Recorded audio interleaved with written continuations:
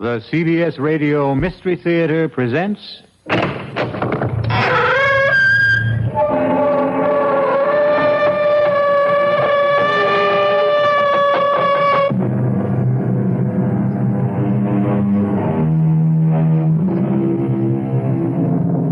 Come in. Welcome. I'm E.G. Marshall. Welcome to the sound of suspense. Welcome to the fear you can hear. But mostly, welcome to the world of terrifying imagination. The story you are about to hear is a love story. But a love story which begins at the point where many love stories end.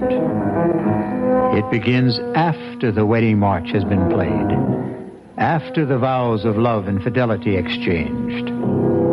It begins on the honeymoon in a strange and terrifying fashion. Don't come near me. Stay away from me, Dad. Susan, are you out of your head?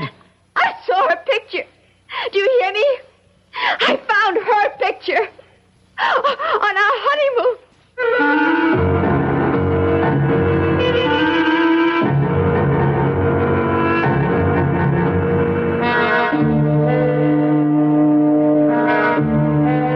Our mystery drama, Deadly Honeymoon, was written especially for the Mystery Theater by Henry Slessor and stars Betsy von Furstenberg and Michael Wager.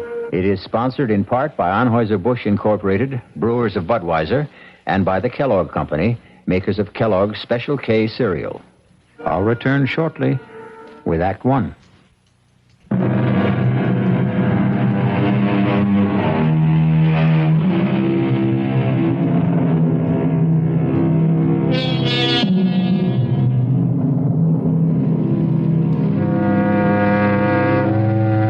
Our story begins 36,000 feet in the air on a flight which departed from New York's Kennedy Airport and in another hour will be touching down at O'Hare Airport in Chicago. There are almost 100 passengers on this flight, but an observant stewardess is giving special attention to that handsome couple in seats 18A and 18B. Perhaps it's because all honeymooners have a special radiance. Are you sure you wouldn't like some more coffee? Oh, no, thanks. Not for me. I wouldn't mind a cup. Here you are. Thanks. Just ring if you need anything else. You'd think we were the only people on this flight. As far as I'm concerned, we are. Oh, Dan, I feel absolutely drunk with happiness. Is that a funny word for the way I feel? No. It's a great word, Susan. I was flying hours before we got on the plane. Oh, what time did you say we land in Chicago? About 2:30. Is it far from the airport to the hotel? Oh, actually, it's only about a half an hour from O'Hare to downtown. About 16 miles. Well, still, I don't think we'll have time to make Evanston today, do you? Well, it might be better to go in the morning. You can call your aunt from the hotel. Dan, you sure you don't mind going to Evanston? I mean, I just couldn't possibly be a few miles away and not see Aunt Clara. Besides, I want to show off my new husband to somebody, and she's all the family I have. Was she your mother's sister? No, my father's. She came east when my parents were killed in that crash. Stayed with me for a month or so. That was about the most that either one of us could stand. She sounds like a holy terror. Oh, no, she's just crotchety, that's all. But she'll only be more crotchety if she learns that I passed through Chicago and didn't even stop by.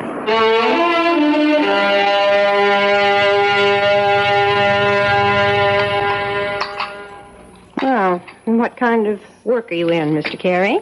Well, right now, we like to say we're management consultants, Mrs. Rowland. But we also do quite a bit of executive recruitment. I don't understand a word of that. Dan helps corporations find the right people for important jobs, Aunt Clara. His firm is the biggest in the field. Isn't it, Dan? Well, it's always hard to measure business like ours. But it has offices everywhere, doesn't it? In most of the major cities, yes. And now Dan is going to take over the branch in San Francisco. He's going to manage the entire thing. Is that some kind of a promotion? Well, of course it is. I asked the gentleman, Susan. Speak when you're spoken to. Oh, sorry. Yes, Mrs. Rowland, it is a promotion. Truth is, it's a job that everyone in my office has been after. Oh, it's just worked out so beautifully for us. I mean, Dan having to move to San Francisco. We're sort of combining a business trip with a cross-country honeymoon. And where do you go from here? Well, we're planning to stay 2 days in Chicago, and then we're going to Dallas. We're going to cross the Rio Grande into Mexico. I know a great little hotel in Monterey. Then we're going to Las Vegas. To gamble, I suppose? Well, it's no fun going to Las Vegas if you don't gamble a little. Your father never gambled for so much as a dime, Susan. That wasn't the way he made his fortune. Well, I promised not to bankrupt the family, Aunt Clara. Anyway, we're just staying in Las Vegas overnight, and then going to Los Angeles. 3 days later, I report to work. Thoroughly exhausted, of course. Well, if that's your idea of a honeymoon, I hope you enjoy it. Susan, I suppose lunch is almost ready. You want to help me bring it out? Oh, yes, of course. Kitchen's this way, in case you've forgotten. The truth is, I have. I'm glad to be able to talk to you alone for a minute, Susan. Did you like Dan, Aunt Clara? Isn't he good looking? Older than you, isn't he? What difference does that make? How long did you know him? Oh, we met at a party at the Williamsons. Do you remember my friend, Tracy Williamson? Didn't ask you where you met. I'm asking you when. Well, it was about 3 weeks ago. 3 weeks? Oh, for the love of heaven, Susan. Aunt Clara, the time you know somebody isn't always the most important thing. He's practically a stranger. How can you be sure of anything about a man you've known for 3 weeks? From the time we met, I saw Dan every single day. Susan, when a girl is all alone in the world, when she has independent means Please, of her own... Auntie, don't start in about Dan being a fortune hunter. I don't have that much money, and it's all in trust anyway. And I assure you, Dan earns enough income to take care of us both very well. Well, I'm sorry, Susan. I know I don't have any control over what you do. You're too old for that. But I've seen something of the world, too, you know. And the most important lesson I've ever learned is never trust a stranger. Aunt Clara, that's ridiculous. Now, can we bring out the lunch?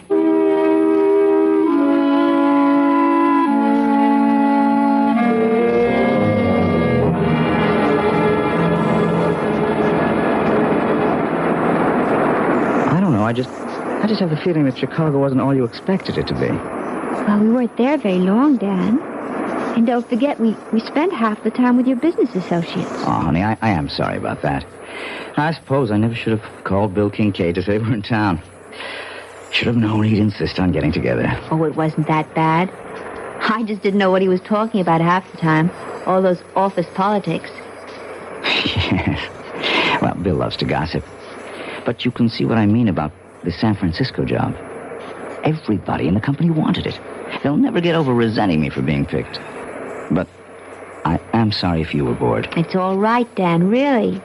After all, I inflicted Aunt Clara on you. She was okay. Well, I know you didn't find her very friendly. Well, why should she be? I think she's a very protective type. Anybody you married would get her jaundiced eye. Yes, I suppose that's true enough. Dan, how long did you know Terry Williamson? Who? Terry, my ex-roommate. We met each other at her house. Or have you forgotten that already? Tell you the truth, darling, I didn't know whose house I was at that night. Oh, so Terry wasn't the one who invited you? No, it was a man named Bob Chambers, one of the executive types. I got placed at General Utilities. Don't ask me who invited him, because I don't know. I see. So it was all sort of roundabout. What's the difference? It still turned out to be the best party I ever attended. Yeah. Hey, something the matter? Oh, no, of course not. Nothing at all. Dan, where did you say we were staying in Dallas? It's a little hotel called the Lazy Sea. It's kind of rustic, but I think you'll like it. Besides, we'll only be there one night. We'll rent a car in the morning and drive down to Monterey. You really know all the offbeat places, don't you? Well, when you travel around enough, I guess you begin looking for them. But you haven't done that much traveling on the job, have you? Huh? Well, no, not that much. Say, do you know the name of the airport in Dallas? I forget. It's called Love Field. Isn't that a great name for honeymooners? Yes.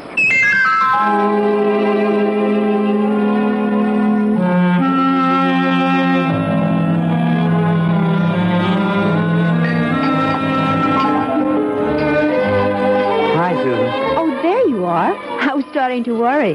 No, I had a little trouble with the phone lines back to New York, but I got through okay. Everything all right? Yeah, sure, everything's fine. Hey, you look a little strange, though. Oh, no, I'm all right. I had a drink while I was waiting for you. Say, you better watch that tequila. It sneaks up on you like a bandito. Actually, something sort of funny happened. What do you mean? Dan, when we were in Chicago in that restaurant, I forget the name of it. The place we went to with Bill? Yes, when you and your friend were talking about all the office politics back in New York, I saw this man looking at us. What man? Well, he was at the bar. I'm not even sure why I noticed him. He was wearing this plaid raincoat. I remember wondering if it had started to rain. I guess you were just bored with all our talk. Anyway, I saw him turn to look at us. Probably to look at you. Can't blame him for that. The funny thing is, as soon as you turned around, he got up very quickly and left. Susan, I don't remember seeing anyone in a plaid raincoat. And I'm afraid I don't see anything unusual about it. Well, I guess I didn't either. I probably wouldn't have given it another thought, but I think I saw that same man here again today. In Monterey? Oh, you're kidding. Well, I can't swear it was him. I didn't get a good look at his face the first time. All I really noticed was the coat. And you saw the coat again? Is that it? Yes. He was carrying it over his arm. Oh, darling. You know the story about the airport truck? Airport truck? No. Well, this guy on a plane looks out the window and sees one of those little red airport trucks. You know, fueling the plane, bringing food aboard, something like that. Anyway, the plane takes off from New York and lands in Chicago. Another little red truck comes out to meet it. The guy next to him says, "Hey, we made good time, didn't we?" And he says, "Yeah, but that little red truck really made time." Well, I can see that I didn't marry a great audience. Oh, I'm sorry, Dan. It's just, it bothered me a little. Oh, forget it. And speaking of airports, next up, the City of Angels.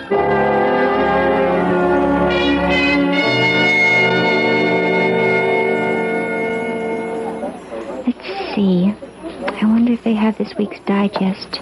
Oh, I see it. Excuse me. Yes? You're Mrs. Daniel Carey, aren't you? Why, yes, I am. Do I know you? No, Mrs. Carey, but I know you. Saw your husband leaving the hotel about half an hour ago. Were you planning on meeting him? Oh, wait a minute. I've seen you before. Have you? You're the man with the coat, the plaid raincoat. Well, you happen to be right. I do own a plaid raincoat, but with this nice sunny weather... Excuse me. Look, Mrs. Carey, I know it seems as if I'm following you. Yes, it does. Well, okay, it's true. But I've had a reason. Such as? Could we talk about it someplace? There's a coffee shop in the hotel. I'm sorry. I don't even know who you are. Maybe it would help if I introduced myself. My name is Harrington, Lieutenant Gail Harrington, attached to New York City Police Department. Police? That's right, Mrs. Carey. So you see, what I have to discuss with you is police business. But what have I done? It's nothing you've done. It concerns your husband and what he might do.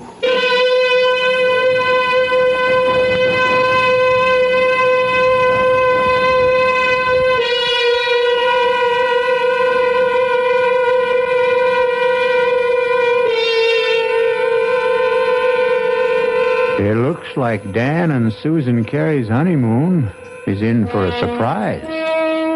Or perhaps more than one. Maybe Susan will soon wonder if her Aunt Clara wasn't right about a number of things, including her cynical advice about trusting no strangers.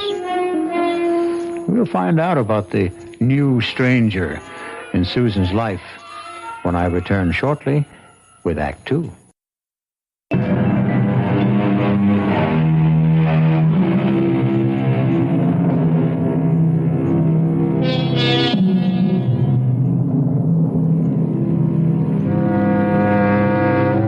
In the pleasant, cheerful atmosphere of a coffee shop in a large Los Angeles hotel, newlywed Susan Carey finds herself facing a man she has never seen before. A man whose solemn eyes look at her over a steaming cup of coffee and seem to warn her of nightmares to come. But so far, Lieutenant Gail Harrington of the New York Police Department is merely asking questions. How long have you been married now? Only about 10 days. Was it a long engagement? Did you know your husband for some time before? No, not very long. Well, could you be more specific? How long ago did you meet him? And where? Well, it's a month now. Just about that. A month? Then you really don't know much about him, do you? Oh, you and Aunt Clara. Beg pardon? Lieutenant, will you please tell me what this is about? Has my husband committed some crime? Is that what you're implying? Oh, I didn't say that, Mrs. Carey. But believe me, it would be helpful to both of us if you could just tell me a little bit about the circumstances. You know, I don't see why this has to be so one-sided. Now, please bear with me. All right. I met Dan at a party at a friend's house about a month ago. We talked a lot. We liked each other. We started dating. I saw him every single day. What business did he tell you was it? You make it sound as if he lied to me. No, I didn't mean to do that. He's a management consultant. I know he is. He's just gotten a very important job in San Francisco, head of the entire office. We're going there tomorrow. So that was the purpose of the trip. Yes. But since you've been married 10 days, I gather it's a honeymoon as well. Well, naturally it is. Yes, naturally. Lieutenant. Miss Carey, do you know if your husband was ever married before? Married? No. Are you really certain? Now, wait a minute. Are you trying to tell me that Dan's a bigamist or something? No, Mrs. Carey, certainly not that. Then what is it? I'm going to tell you, but you have to understand one thing. Now, I am not assigned to this case anymore. My interest is strictly unofficial. I may be completely mistaken, but you're the only one who can prove it one way or another. Prove what? About whether your husband ever called himself Don Crawford, and once 4 years ago, David Chase. See? All the same initials, like Dan Carey. You are saying he's a criminal? Not just a criminal, Mrs. Carey. A wife killer. You're crazy. I hope so. Believe me, I do. Let me start at the beginning. If you still think I'm crazy by the time I'm finished, I'll be happy to buy you that coffee and go on my way. But if you think I'm not, if you have any doubts, then I want you to tell me so and let me help you. All right. Go on. I know you're wrong, but go on. I first heard of Don Crawford back in 1965 when I was attached to the homicide detail in the Los Angeles PD. Mrs. Crawford was the former Edith Burbank. She was the youngest daughter of a wealthy family in Baltimore. Only when I saw her, she was never going to enjoy her money anymore. She was dead. Her throat had been cut by one of those, quote, mysterious intruders, unquote, that the papers like to write about. Her husband, Don, was broken-hearted, naturally. Had only been married 4 weeks. But her death also made him some money. Not a fortune, really. There was a mix-up about her will, and he ended up with nothing but a handsome payoff from the family. Mrs. Carey, you okay? I can't believe I'm sitting here listening to this. I won't be long, I promise. Anyway, I was assigned to the Crawford case, and I didn't exactly cover myself with glory. You mean you never found the mysterious intruder? That's right. So naturally, you decided that maybe there wasn't any. Let me go on, Mrs. Carey, okay? Yes, go on. Anyway, I ran into a similar case about 4 years ago.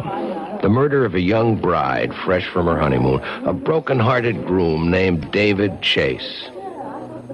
I thought Chase and Crawford were one and the same man. But I couldn't convince the district attorney of the resemblance. But I am still convinced, Mrs. Carey. And you think Dan is the same person? Oh, he's changed again, of course. His hair is lighter than Chase's. He's thinner and paler. But there's something about the face I can't forget. And even if it's true, you still have no proof. Is that it? You couldn't solve your case, so you're holding on to your first solution. Wait, Mrs. Carey. Let me tell you why I was so sure that Crawford and Chase were the same man. It was because of the honeymoon. What? It's my theory that their honeymoons were identical. A compulsive honeymoon, you might say. That is ridiculous. Criminals are like that. Creatures of habit, most of them. Afraid to change a pattern, maybe for fear that their luck will change with it. What do you mean by it? I stumbled on the coincidence accidentally. But as far as I could trace it, Don Crawford and David Chase took their brides to the same places. They did the same things. And I knew that if I ever saw that pattern duplicated, I would have my killer. I hope I'm wrong, Mrs. Carey. But you are the only one who can tell me. And my first question is this. Was your first stop Chicago? Yes. Yes, of course it was. And you knew that. That's where we first saw you, in Chicago, in that restaurant. Okay. I just wanted to make sure. You can't possibly make something out of that. Dan wanted to see people in the Chicago office, and I thought it would be nice to visit my aunt in Evanston. She's my family. Was your next stop after Chicago in Texas? Yes. We went to Dallas. Dallas is a wonderful place to visit, Lieutenant. I don't see anything so peculiar about that. Both Chase and Crawford went to Dallas. They chose offbeat hotels. I guess they didn't care to be seen very much. Where did you stay in Dallas? It was a perfectly nice hotel. I don't think you could describe it as offbeat. All right. And then the next stop would be Monterey. You knew we were in Monterey because that's where I saw you the second time. By that time, Mrs. Carey, I'd made up my mind to follow you. Are you saying that these supposed wife killers you're talking about also went to Monterey? Yes, they did. And from Monterey to Las Vegas. Well, then you're wrong, Lieutenant. You're completely wrong. You mean you didn't go to Vegas? No. So there goes your famous theory, doesn't it? Well, I admit I'm We changed our mind about Vegas. We decided that we might be too tempted to gamble away all the money we had for the trip. Ah, so you did have it on the schedule. Well, yes. Yes, we did, but we didn't go. You really think that changes the pattern? The fact that you didn't go? Oh, please, I can't stand any more of this. I don't want to hear any more of it. Mrs. Carey, Edith Burbank was killed in Los Angeles, in her hotel room. This hotel. I'm leaving.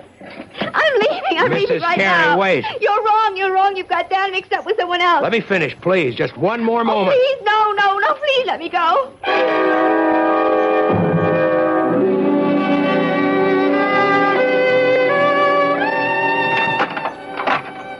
Well, there you are. Oh. I didn't realize that you were back already. Yeah, I told you I wouldn't be gone more than half an hour. I thought you'd be in the room. I went downstairs to get a magazine. Didn't they have any? Well, I guess I forgot to buy one. I got to looking in the windows of the dress shops, and I forgot my original purpose completely. Susan, are you okay? Of course. Why do you ask? I don't know. You've got that funny look in your eyes again. Have I? Doesn't matter. They're still the two most beautiful eyes in the world. Hey. What is this? Don't tell me the honeymoon's over so soon. Why do you say that? That was like kissing a snowman. I guess I just don't feel like myself today. I think maybe... all this traveling has worn me down a little. Oh, I'm sorry. Well, we don't have much further to go. Just one more plane trip to San Francisco. Yes. Look, maybe you'd rather not go out tonight. Maybe you ought to stay in, order some dinner in the room. I don't mind. But you wanted to go to that restaurant, the one you told me about. You've been looking forward to it. The Landmark? Yeah. Well, I did want to try the place. Food's supposed to be really spectacular. But you've never eaten there before. Well, no, how could I? I've never been in L.A. before. I was thinking today that, well, you seemed to know the city so well when we drove around. You didn't seem to have the slightest trouble. Streets are very well marked in this town. It's really a pleasure to drive here. Look, you know what I think? I think you ought to take a nap before dinner. Yes. I was thinking of lying down, but I don't think I can sleep. Okay, then. Just read your magazine. Wait a minute, you haven't got one. I'll take care of that. Where are you going? Going to get my bride something to read. How about a nice magazine about cooking? You know, I never did ask you if you can cook. Just get me a news magazine of some kind, all right? Uh-huh, the brainy type. I should have known. See you in 10 minutes. I'll take the key so you won't have to get up. Yes. All right. Oh, dear God. It can't be true. There just can't be any truth to what that man said. He's made a mistake. Terrible mistake. Dan's luggage. His initials, D.C. Oh, but anyone could have those initials. Anyone. I wonder if it's open. Oh, for heaven's sake, what am I doing? Searching my husband's luggage like some kind of hotel thief. No, I won't do it. I won't. I'm not going to believe any of it. I won't. Who's that? Hello? Mrs. Carey, it's Gail Harrington. Leave me alone. Stop bothering me. You shouldn't have run off like that, Mrs. Carey. You didn't give me a chance to finish what I was saying. I told you I don't want to hear any more. It isn't true. You've made a mistake, Lieutenant. Your husband is at the newsstand right now, Mrs. Carey. I can see him from where I'm standing at the house phones. The more I look at him, the more sure I am that I'm right. No, you're wrong. I want you to hear the rest of the story about Crawford and David Chase and what they did on their honeymoon. Maybe what I told you before didn't convince you, but if you heard a few more things... I'm going to hang up, Lieutenant, right now. I wanted you to know where Don Crawford took his wife the night she was murdered in a room. He took her to a restaurant called The Landmark. You ever hear of it? Mrs. Carey? Hey, are you listening? No. No, I'm not listening. I won't listen.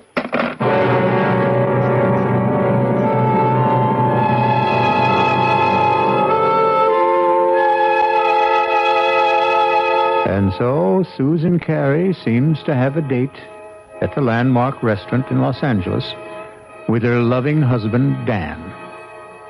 If she keeps the date, something tells me that she's not going to do their cuisine very much justice, because one needs peace of mind to enjoy good food.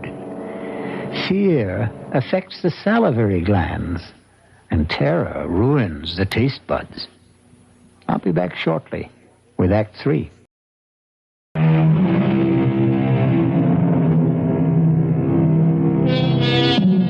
Well, what have we here? A quiet meal for two at the Landmark restaurant? No. We seem to be in a hotel room. The same room in which we last saw our honeymooning couple, Susan and Dan Carey. Obviously, there's been a change of plan. Room service has provided the meal for the two lovers this evening. Can it be that Susan Carey has decided that if there is a pattern, it must be broken? Have some more wine, honey? No. I really don't think I want any. Hey, come on. You know what this bottle cost? You shouldn't have been so extravagant. Uh-oh. That sounds more like a wife than a bride. Well, $18 is an awful lot for a wine, Dan. Especially when I really can't drink that much of it. I just wanted to make up... Well, never mind. You mean for not taking me to the Landmark? No, it doesn't really matter. I told you, it's fun to eat in the room. It's very elegant. I'm sure you were disappointed at... No, I really wasn't. Look, we're not going to be very far from Los Angeles. We'll probably fly down from San Francisco a few times a year. There are dozens of wonderful restaurants in San Francisco, too, aren't there? So they tell me. I'll ask the guys at the office for recommendations. I think this food is quite good, don't you? Yeah, sure, it's fine. Tastes even better with the wine. Well, All right. I'll have some more, I guess. That a girl. Now, look, I'm not trying to get you drunk, you understand, so I can take advantage of you. Although, come to think of it... Dan, oh, don't. You almost knocked the table over. Sorry, I guess I got a little carried away. You look very delectable in that robe. Oh, did you really like it? Irresistible. I didn't take much of a wardrobe with me. Well, you said you were going to buy clothes in San Francisco. Yes, if I can find out where to go, I'll take you down to Union Square. I hear that's the place. Oh, I have told you about the weekend, haven't I? No. What about it? Well, I thought we'd get our first look at the town by taking one of those Circle Line cruises. That okay with you? Oh, yes, that sounds lovely. I love to see places by water. And if we can squeeze it in, we might go picnicking in Golden Gate Park. They've got this Japanese tea garden. It's supposed to be very nice. Yes. All sounds wonderful, Dan. Susan, I just wish you felt better. Listen, maybe you ought to check with the hotel doctor in case you picked up a bug or something. Do I look that bad to you? No. You look just great to me, darling.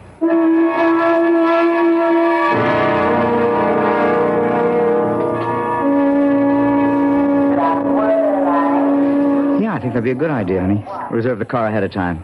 Then we can pick it up right away in San Francisco. Whatever you think, Dan. You wait right here. I'll go over to the counter. It's all right. Be back in 10 minutes. All right, Dan. Mrs. Carey. Oh, no. Not you again. I didn't mean to startle you. Go away. Please go away. I don't want to see you anymore. I hear anything you have to say. Now, I know that I seem to be persecuting you or something. As you can see, Lieutenant, I am in perfectly good health. I was not murdered in my sleep in that hotel room. Look, Mrs. Carey, I've only got a few minutes before your husband gets back. I just wanted to finish my story about this other guy, this David Chase. I don't care if you are a policeman. I'll call someone and have you arrested for bothering me. David Chase's wife didn't get killed in Los Angeles. She died in San Francisco. Where? In her hotel room? No, not there. But they stayed at the San Remo. Is that where you're staying? Yes, but millions of people do. No, there wasn't any mysterious intruder this time. In fact, Mrs. Chase's death was listed officially as an accident.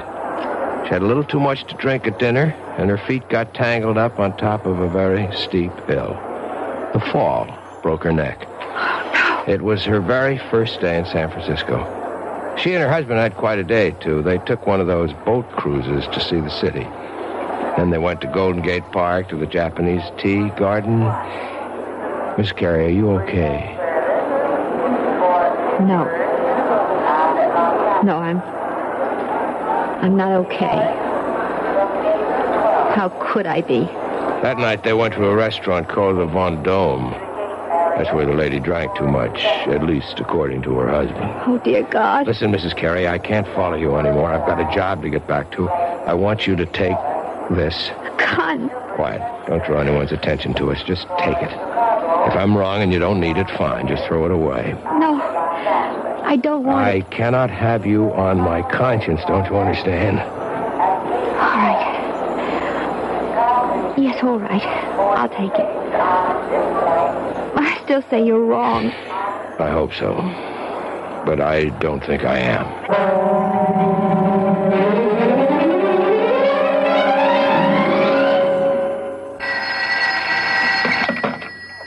Hello? Mrs. Carey? Yes? This is the message desk. Your husband left a message here for you at 4 o'clock. Oh, I've been out until now. Would you like me to read it to you? Yes, please. It says, we'll be at the office until 6. Should be there no later than 6:30. Love, Dan. Oh, yes. Thank you very much. Welcome. Bye. Bye.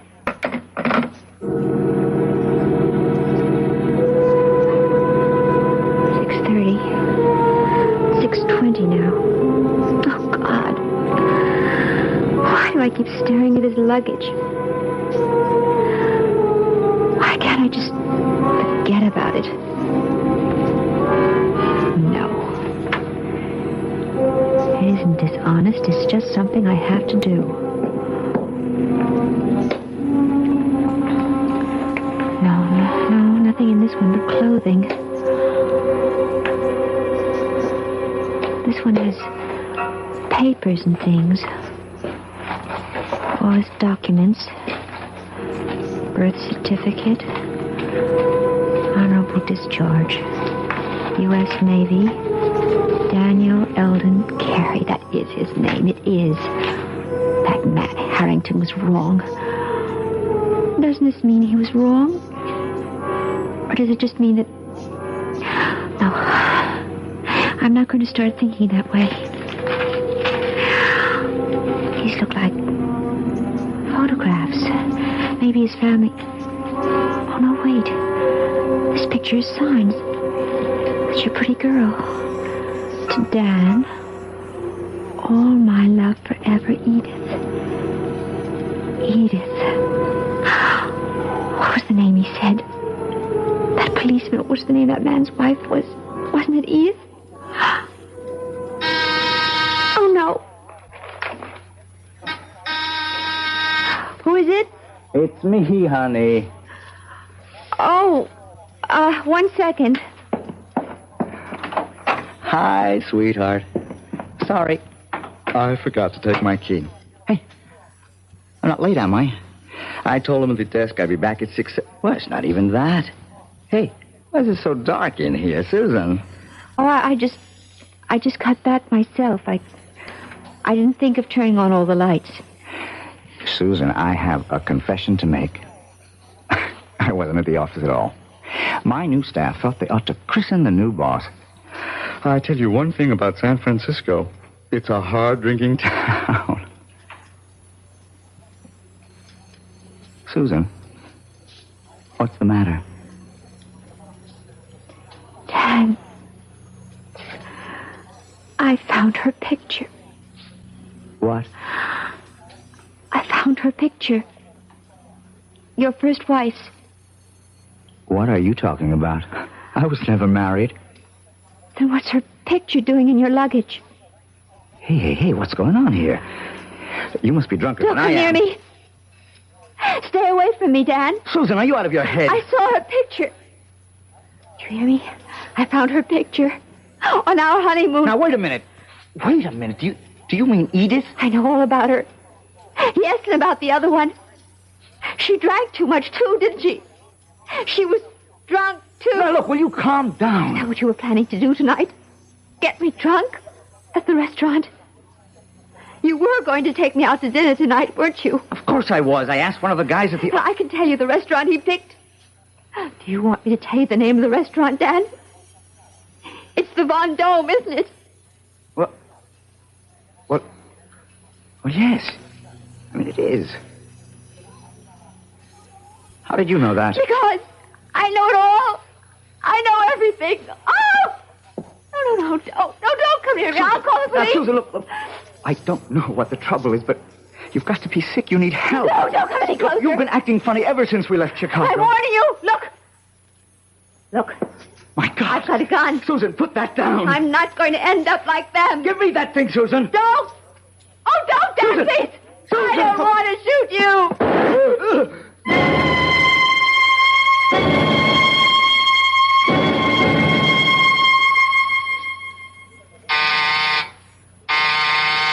One second. Wow. Mr. Harvey?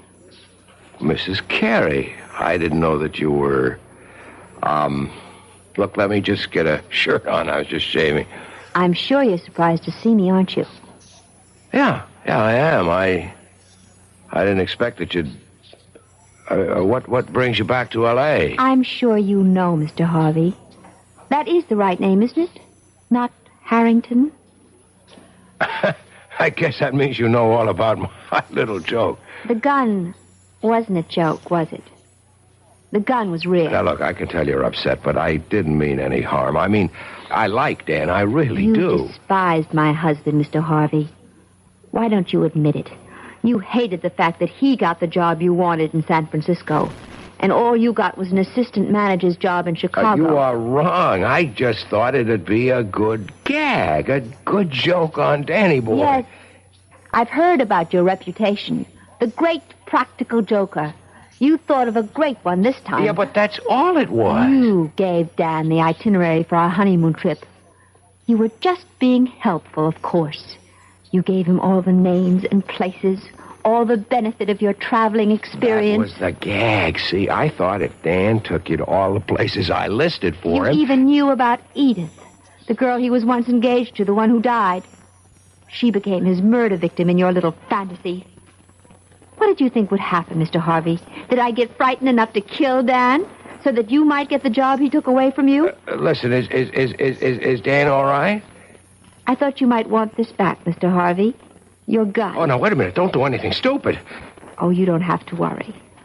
I found out that I'm a terrible shot. Then Dan's alive? See for yourself. Hello, Marty. Dan! Thank heavens you're okay. Look, Dan, I didn't mean for anything serious to happen. See the bandage, Marty? Just a flesh wound in my arm. I'll be okay. I'm glad to hear it, Danny. Honest, I am. But I am learning to use my left arm, though. Like Wait a minute. Oh, no, don't. Please. I didn't mean it. Don't hit me again. Relax, Marty. I've got better things to do. I've got a honeymoon to finish. Although with any luck, it'll never end.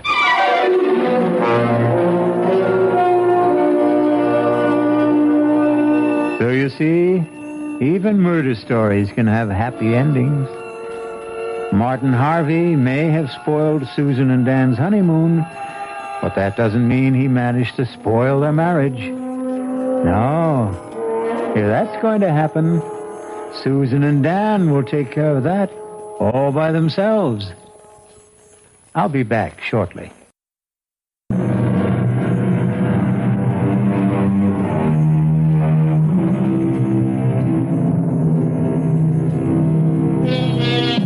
A purist might claim that the story you have just heard isn't a murder story, since no one was actually killed. The murders which took place were all in the imagination of Martin Harvey, who passed them on to the mind of Susan Carey. But it's a good demonstration of the point we've tried to make all along, that the most terrifying crimes can happen within the theater of the mind. Our cast included Betsy von Furstenberg, Michael Wager, Elspeth Eric, and Mason Adams. The entire production was under the direction of Hyman Brown. This is E.G. Marshall inviting you to return to our Mystery Theater for another adventure in the macabre. Until next time, pleasant dreams.